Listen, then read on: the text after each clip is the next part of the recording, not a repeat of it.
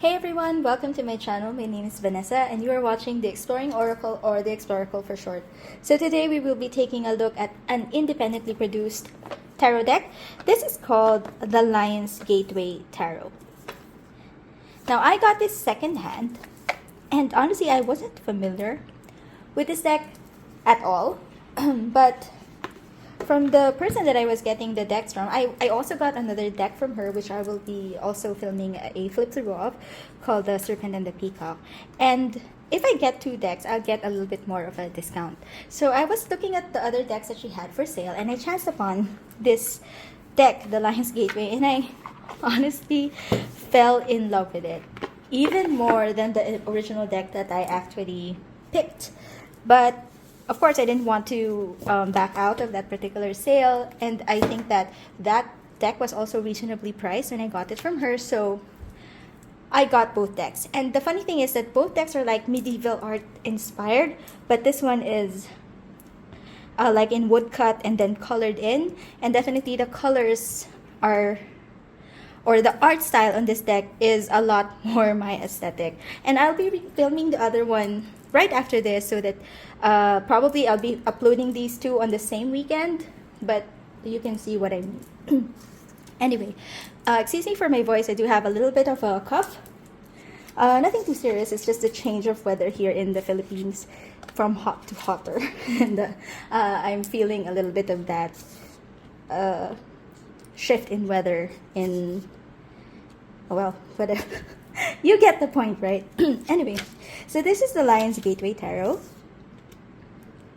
You have a little bit of an introduction, an opening invocation, working with the tarot or oracle cards, and then honing your intuition, some tarot basics, and then you go into the meanings of the majors, the minors, and then the court cards. Then you go for some spreads and information about the artist.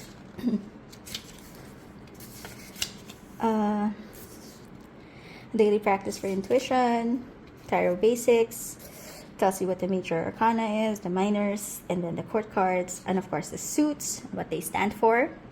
Feel free to pause if you want to read further on this part.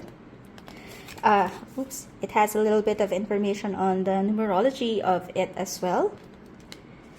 And you have some keywords for the cards themselves. So the guidebook is pretty basic, nothing extraordinary. I think mostly just keywords.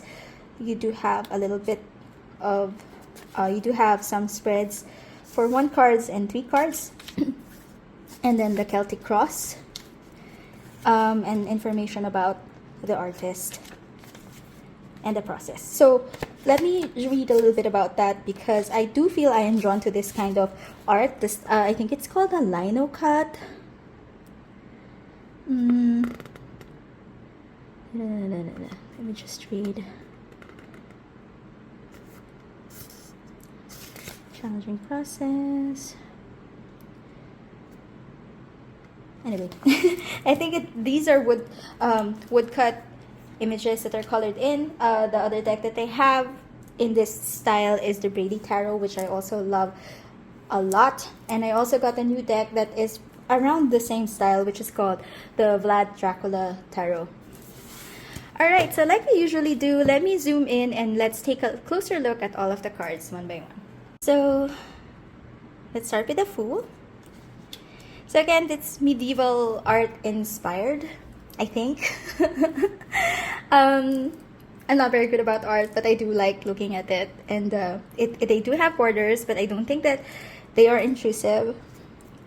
So I don't mind them at all. I love the colors on this deck. You also have the Roman numeral and the name of the card at the bottom.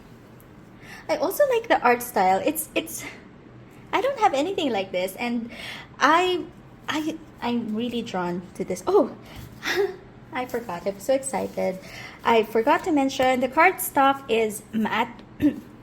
The cards are matte. It flips. It snaps back really well. These are the backs, and they are reversible, and it also has this bright pink color that I don't see in other tarot decks. But yeah, Again, the colors on this deck, I'm not sure if the camera is picking it up. It's really bright and vibrant. Well saturated, nothing garish or anything like that. The colors for me are just really, really beautiful. I feel like something's caught in my throat. So I'm sorry if I keep clearing it, but yeah. The Chariot. Strength is such a beautiful card. The Hermit. So as always, feel free to slow down or pause if you want to take a closer look at the cards.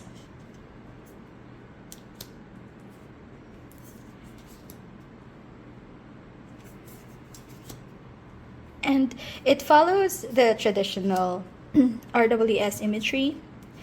So if you know how to read RWS, I'm sure this deck will not be difficult for you to grasp. And you can use the reference, any tarot book reference, to also read with this deck. I'm just so glad that because this deck wasn't in my radar at all. Although it's already the 3rd edition, so I believe it's been out for a while. And I'm just so glad that I have it. And that I got it at a really good price because it was also second-hand.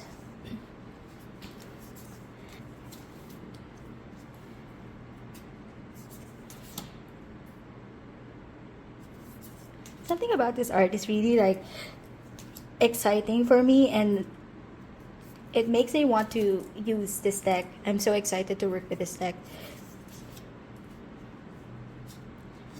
Oops.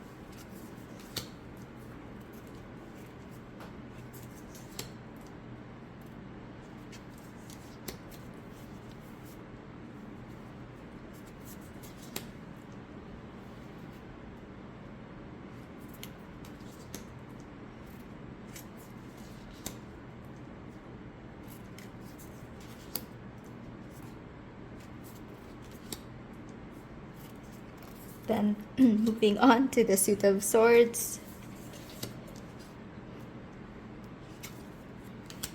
The one thing I noticed though is that it does look like the people in this deck are a little bit young, at least in my opinion. But it doesn't really bother me too much. But yeah, they do feel like they're leaning a little bit on the younger side.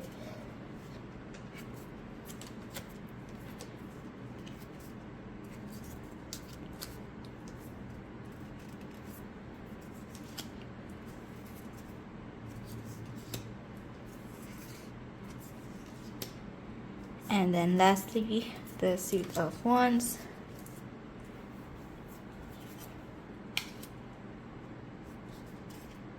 I like this.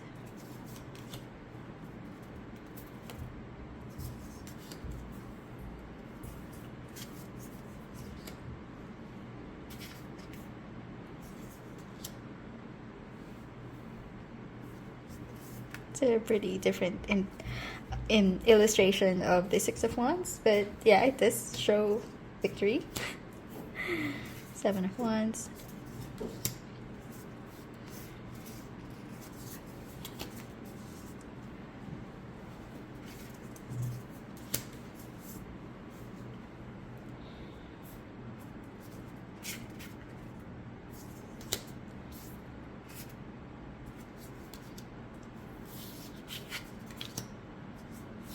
And the King.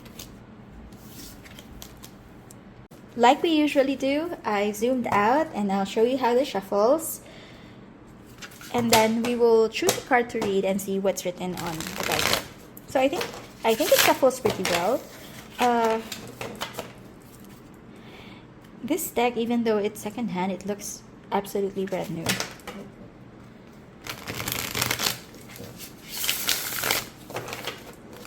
So I think the gilding is holding up pretty well, or held up pretty well.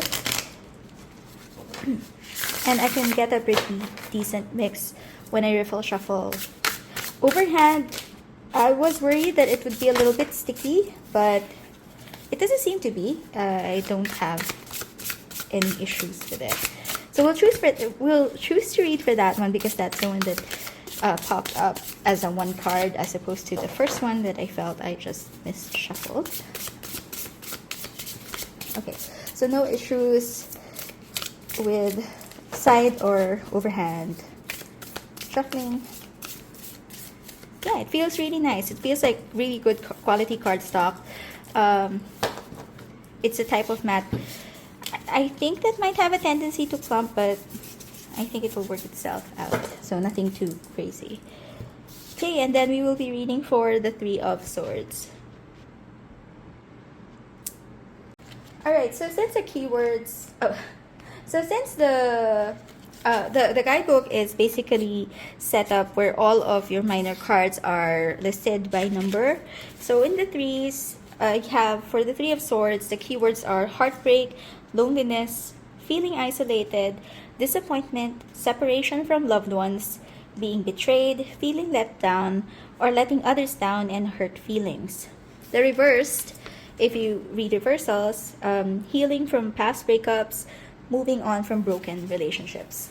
So again, the guidebook, nothing too fancy. It's not... I usually prefer guidebooks where there's a lot more nuance to how, or to the meaning of the cards, not really just the keywords. And then I would have liked to know why or how this art came about.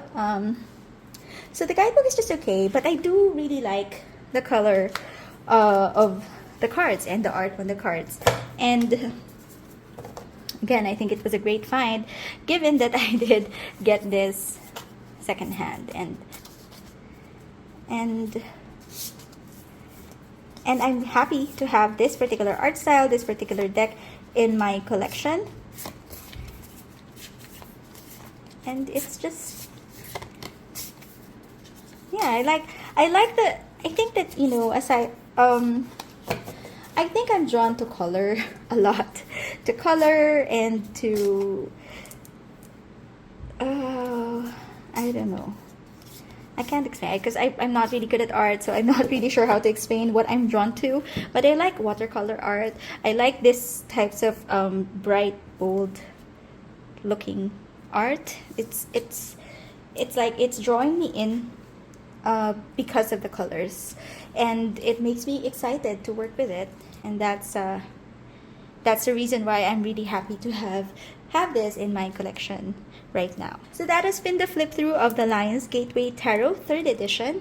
If you find this video helpful, please click on the like button and do consider subscribing to my channel where I post videos like this at least once a week. And I'll see you again next time. Bye!